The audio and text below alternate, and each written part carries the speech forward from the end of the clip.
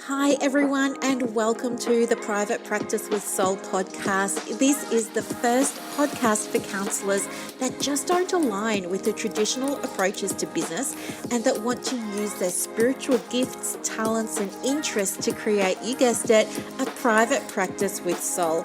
So, look, leave it to me to provide you with everything you need, including strategies that you can use to increase your income, reduce your workload, and of course, increase inquiries and referrals to your beautiful soul-led private practice.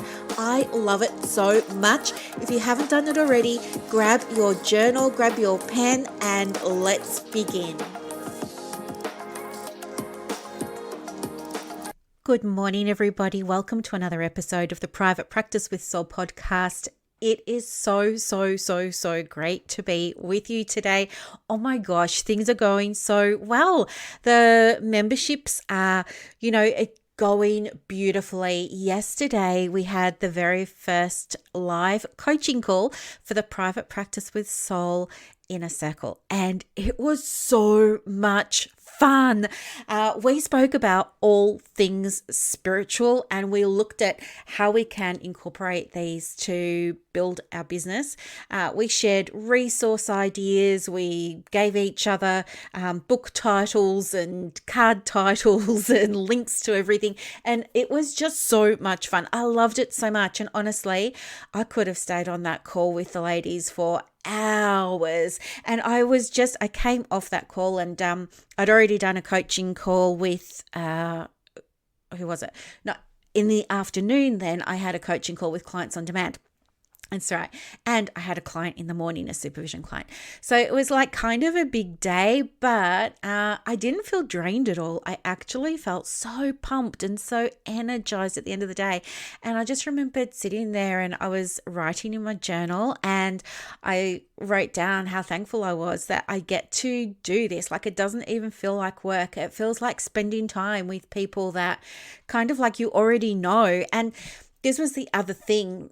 We've all been getting to know each other in the memberships before we did the live calls. So then when we came onto the calls, we kind of all knew each other's names, but we hadn't seen each other's faces. And it was just beautiful. I loved it so much. Yeah, I'll stop saying that now, but it was really so much fun. So all my calls are on Mondays, and Mondays are my favorite day of the week. And yeah, it's just working out so well at the moment. And new people are joining every day, which is lovely because there aren't any ads running or there's no real promotion going for them. It's just, yeah, I'm just so lucky that I get to help these people and getting some beautiful feedback on all the resources as well. So that's so much fun. Someone was asking me though, well, not someone, a few people have sort of said, what's the difference between the Success Hub and the Inner Circle? Well, I guess the easiest way to just think of it is the Success Hub is for people who are starting out. It's like for the beginners. It's for people who want to check that they've got all the essentials or they know what essentials they need, and then they can either go off and do it themselves now that they know what they need, like having a shopping list. Now they can go off to the supermarket and they can get their stuff, but if you're wanting the actual things, then you can, like, say one of the things in the hub is knowing what policies and resources you need to have for your private practice. And there's a checklist of that. But in the Inner Circle, you actually get them. So they're two different levels. The second level, you pay a little bit more, but you get so much more and you get 2 coaching calls. So and then from there, if you wanted to work on marketing your practice in a way that allowed you to use energetics, that allowed you to use the masculine and the feminine, and allowed you to use your spiritual tools and processes and ritual, if you like, and all those sorts of beautiful divine sacred things, then you would absolutely come along to Clients on Demand. So they're like the 3 steps, if you like. The hub is step 1, the Inner Circle step 2, Clients on Demand is step 3. So that's kind of how it works. But anyway, that's not what I'm here to talk about. What I want to talk with you about today is feedback and how we respond to it. Now, the reason that I want to share about this with you is because receiving feedback can be challenging, especially when you never asked for it. I think sometimes it happens, doesn't it? Like we share something in a group and then all of a sudden people are giving us their best advice or their best suggestions. Sometimes we don't even want that. Like it's completely unsolicited. But other times too, people do ask for feedback with things. And then when they get the feedback, it hurts or it feels prickly or yucky or uncomfortable or fuzzy, like I just don't like it. And you know what? I sometimes have trouble with feedback as well. Like if it's not delivered in a certain way, it can hurt. Like it could be really painful. So I wanted to talk with you about getting feedback and having that as a little bit of a trigger for things that maybe you don't really want to feel, or maybe things you don't really want to explore. Sorry, I have the hiccups. So, for example, one of the things that happens a lot is people will say to me, "Oh, can you please give me some feedback on my website?" So I will jump in and I'll say, "Sure, what are you wanting feedback on?" And they'll say, "Oh, I hadn't really thought about that. I just want feedback." So I say, "Okay, no problem. I'll give you some general feedback and a couple of things that you can do to improve it." And I go into it with, of course, the best of intentions. I want everybody to be able to come away from an experience with me feeling like they've gained something, whether it was knowledge or a skill or confidence or whatever it is. So I'll go in and I'll have a look at the website and I'll see a few areas and I'll give a few suggestions. Now, sometimes, depending on, now I'm not saying this has happened because it hasn't yet, but well, not that I'm aware of. I hope it hasn't happened. But when you get that feedback, especially if you put your heart and soul into something, like maybe you made the website and you put your heart and soul into it and you love it and it took you so much courage to share it, and you shared it and you said, "Hey, I love somebody to look at this for me, and yes, I want some feedback." And then people start giving you feedback about, "You can't really read that. What about this font size being a little bit bigger? It's so small. These two colors don't work well together. Where's this? Where's that? Where's this? Where's that?" It can be overwhelming and it can make you feel triggered or it can make you feel defeated. What I want to speak about today, though, is feeling triggered by it and having emotion like frustration triggered, having emotion like irritability, feeling defeated, all of those sorts of things, just so that, I can give you some help processing it. So sometimes it can sound like it's actually the trigger that needs to be addressed rather than you changing something on the website or you learning a new skill. Okay. So I want to share with you some thoughts and hopefully they are going to land. But I'd love you to write it in your podcast journal. What is it about getting feedback that triggers me? What is it about getting feedback from peers or colleagues or anyone that triggers this emotion in me or that triggers this feeling in me? Okay. Now, for example, when I went through this, a colleague shared with me, her thoughts on it. And she was suggesting, were you allowed to ask for clarity? Were you allowed to ask for support for things or tasks when you were younger without feeling shame or guilt? And I think that was such an important thing for her to say, because it really got me thinking about things. And I want to share that with you because it is such a powerful question. So I'll share it with you again. But, were you allowed to ask for clarity or support for things or tasks when you were younger without experiencing shame or guilt? Okay. So think about that. And the other thing is, if you're feeling triggered, maybe in the past, somewhere along the way, you acquired a story that it was on you to find solutions to things. It was on you to figure things out all by yourself, all for yourself. And so, when things come up, it might trigger other feelings. Okay. Maybe when you were growing up, you were taught that it wasn't nice to give feedback, or that you're a bad person if you did it and you shouldn't ever do it. And so now you've got that belief, or you've got that value, yet here you are asking for feedback. And when you get it, it's really hard to receive. Okay. So I guess the thing is that sometimes the real reason behind our triggers may not be a memory per se, but it could also be a stuck emotion. And I know that might feel a little bit strange to people who are new to the podcast, but like a stuck emotion, it's also referred to as trapped energy. And we hear a lot about this in Eastern medicine, Eastern philosophy, and it's now coming more and more into Western culture, right? And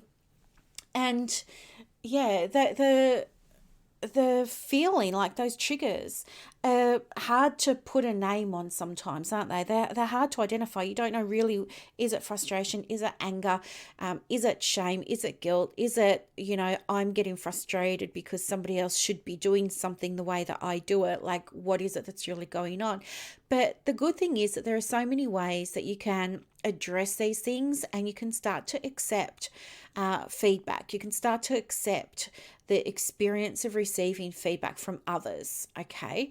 And you know what? You can use things like meditation. You could journal if you wanted to. There's also something called the emotion code, and that has been shown to be able to help release feelings too. At the moment, just side note here, but at the moment, I feel really drawn to energy work, and I can't remember if I shared this or not, but I recently enrolled in certificate 1 and 2 for Reiki, and it's the Holy Fire 3 Reiki. And holy doesn't mean religious. Holy means looking at the person as a whole, looking at the energy as a whole. So imagine it has a W at the front. It doesn't. I don't know why it's spelt the other way, but anyway, I'm getting off track. Yeah. So there can also be other things that you've learned and picked up along the way when it comes to the feedback that somebody is giving you.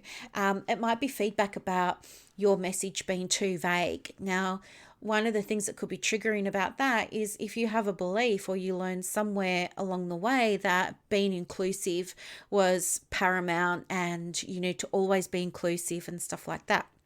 And so when somebody says, well, this is really general or this is really broad, the reason you're not getting hits or traffic or views or inquiries is because of that. We need to bring it down a little bit. That might conflict with your values and cause you to feel irritated or bothered or frustrated. Yeah. So it's like, on one hand, you want the solution, you want to know what to do differently, but you feel like that solution conflicts with your values, so you don't want to do it. And so you ask for different solutions or other solutions.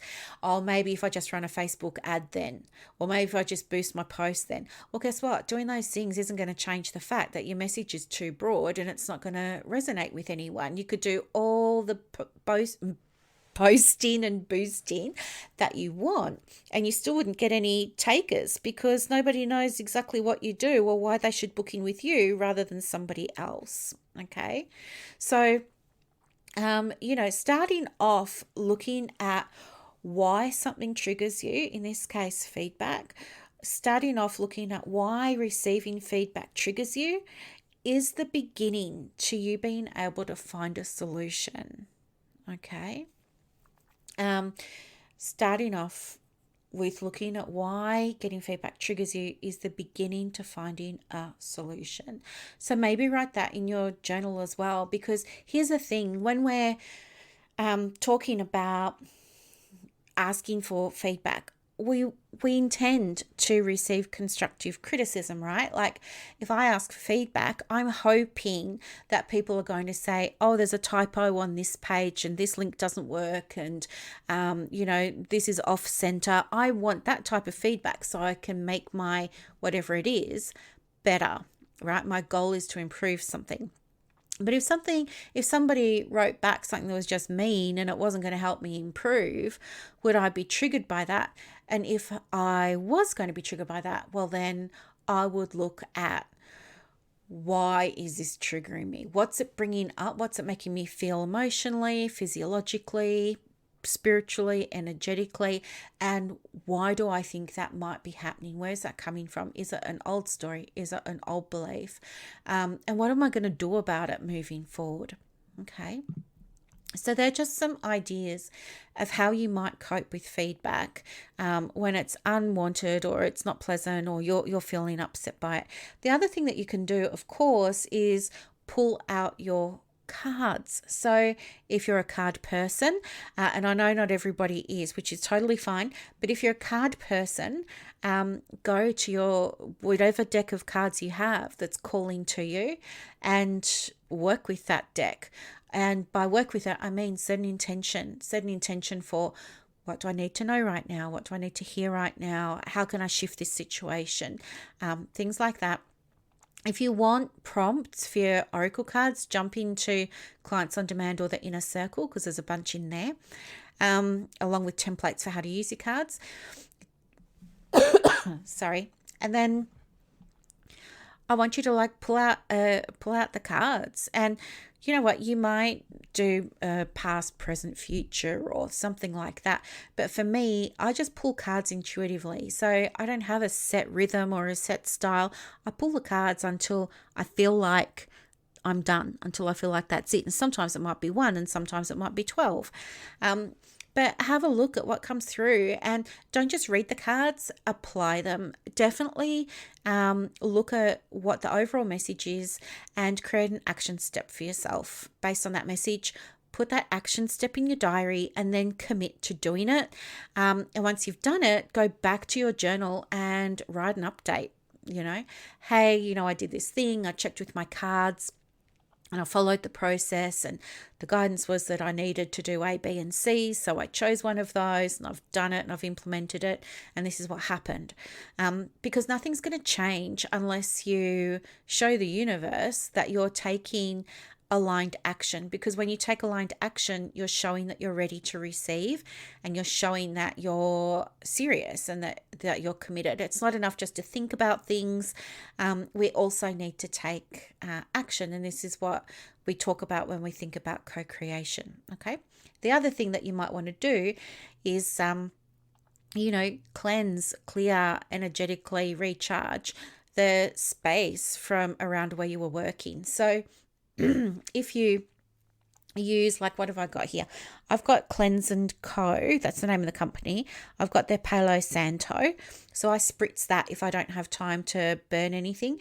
But I also have a loose sage blend. And I just put a small amount of that into a mother of pearl shell that I got off the beach, and I just light it and then I gently blow out the flames and I just let that blend smoke and smolder, and it just fills up the room with a really beautiful energy. And while that's happening, I just kind of affirm my intention, and that's a practice that works really, really well for me. But you have to find a practice that's going to work really, really well for you as well. Okay, so I hope this helps in terms of being able to cope with feedback. At the very core, what you want to do is start looking at why it's triggering you. Ask yourself the question. Don't be afraid to go there and see this frustration or this trigger as a sign from the universe that you're ready for that next level. Things have to crack open for us so that we can take it. And this is just the universe giving you, cracking something open for you so that you can take that next step. And it's up to you to take it and walk through that door. So I hope that was super helpful. I hope you really, really, really, really loved it. If there's anything else that I can do, please don't hesitate to connect with me on Instagram at The Private Practice Coach. Have a beautiful Wednesday, everyone, and I'll talk to you soon. Bye for now. I hope that you loved this episode as much as I loved putting it together for you. To get more resources to help you in your private practice, head over to Instagram. My handle is at The Private Practice Coach. And also, if you want more inquiries and referrals for your business, let me know. I have a program called Clients on Demand that opens every quarter, and I can absolutely get you some information for that as well. You are doing an amazing job. Thank you for sharing your gifts with the world. Bye.